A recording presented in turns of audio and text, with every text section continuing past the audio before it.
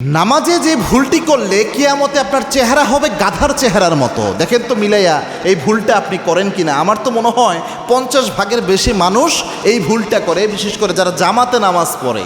এটা তাদের জন্য মারাত্মক একটা ভুল হয়ে দাঁড়ায়। এটা মারাত্মক একটা হাদিস, রাসূল সাল্লাল্লাহু আলাইহি ওয়াসাল্লাম একটা হাদিসে এটা বলেছেন, যদিও রেওয়ায়েতের ব্যাপারে অনেকে সংশয় প্রকাশ করেছেন, তবে অনেক ক্ষেত্রে এটা নামাজ নষ্ট হয়ে যাওয়ার জন্য একটা কারণ। এই ভুলটা আমাদের মধ্যে রয়েছে। এবং মনে রাখবেন, নামাজ যদি কারো না পড়ে আর নামাজ না হয়, পাশাপাশি নামাজ পড়ার কারণে যদি আবার গাধার আকৃতি হয় কিয়ামতে ভুল করার কারণে, তাহলে এর চেয়ে আফসোস তো আর কিছু হতে পারে না।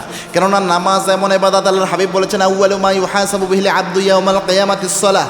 কিয়ামতের এই কঠিন ময়দানে, সিলসিলায়ে সহিহার বর্ণনা, কিয়ামতের এই কঠিন ময়দানে, in the day of judgment, Allah সর্বপ্রথম হিসাব নেবেন নামাজের হিসাব। নামাজের হিসাব অ্যাট ফার্স্ট আল্লাহ নেবেন। ফা ইন সলুহাত সলুহা লাহু সাইরি আমাল। যার নামাজ কবুল হয়ে যাবে, বিশুদ্ধ থাকবে, তার সব আমল কবুল বিশুদ্ধ হয়ে যাবে। যার নামাজে গণ্ডগোল, তার সবখানেই সমস্যা হয়ে যাবে, মারাত্মক বিষয়। এই জন্য নামাজে অনেকে এটা করে। আল্লাহর হাবিব সাল্লাল্লাহু আলাইহি ওয়াসাল্লাম জানিয়েছেন, কিছু ব্যক্তি এমন রয়েছে যারা নামাজে জামাতে নামাজ পড়ার সময় ইমাম যখন রুকুতে যায়, ইমাম যখন সেজদায় যায়, ইমামের আগে সেজদা থেকে মাথা উঠিয়ে ফেলে, রুকু থেকে মাথা উঠিয়ে ফেলে, মানে ইমামের আগে আগে চলে। এরকম যারা রয়েছে তাদের আকৃতি হবে কিয়ামতের দিন গাধার আকৃতি।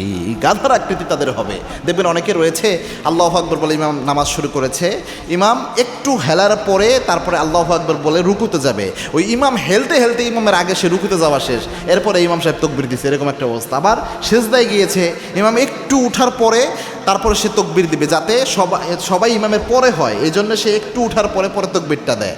ইমাম মাথা উঠাতে উঠাতে ইমামের আগে সে উঠে ফেলে, এরকম একটা অবস্থা। এরকম তাড়াহুড়া করে ইমামের আগে আগে যে রুকু সিজদা যারা দেয়, তাদের আকৃতি কিয়ামতের দিন গাধার আকৃতির মতো হয়ে যাবে।